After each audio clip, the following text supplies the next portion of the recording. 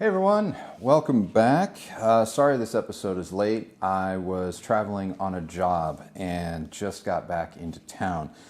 But no rest for the weary. I thought today would be a perfect day, seeing as how it's a little bit kind of gloomy out in Austin right now.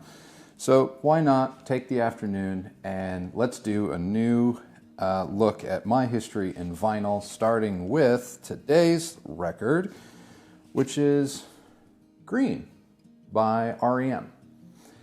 And I have to admit that this album is incredibly important to me because it is actually one of the very first albums that I ever owned as a kid. That's right.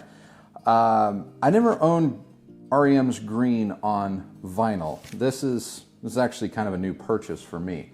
But this on cassette tape was actually one of the very first albums that I personally, as a young child, maybe of all of 8 or 9 years old, this was one of the first albums that I actually ever owned and possessed. And it was largely due to the popularity, I will admit, of the kind of very, pop track Stand that is, made this album quite famous.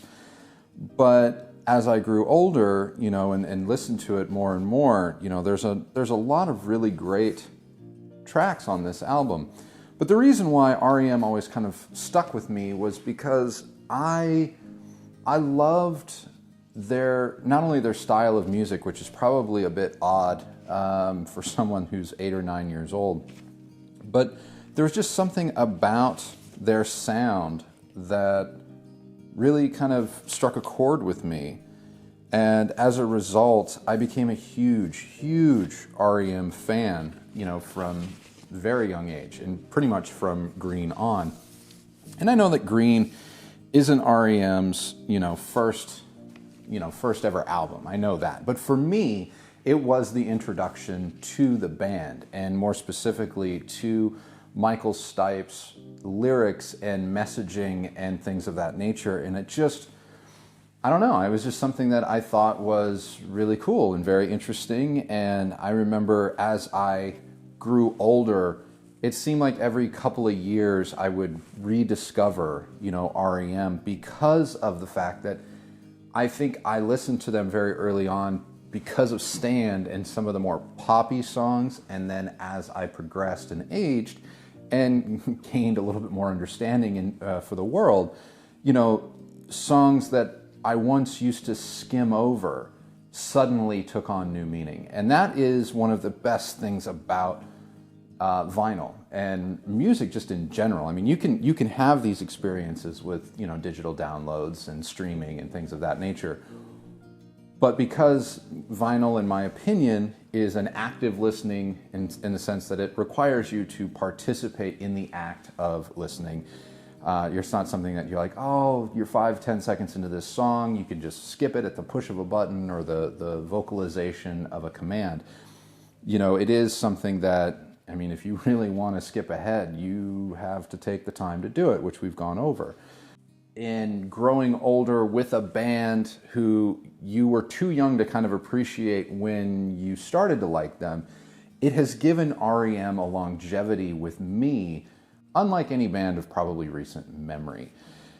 But when you really start to get into this album, and listen to it, and it's a lot more, I don't know how else to describe it. It's just, there's a lot more depth here than a 9-year-old me could appreciate. And that is one of the best things about music, is that good music is timeless in the fact that it itself doesn't change, but because you're changing, because you're evolving, you come back to good music and rediscover it and apply new meaning to it.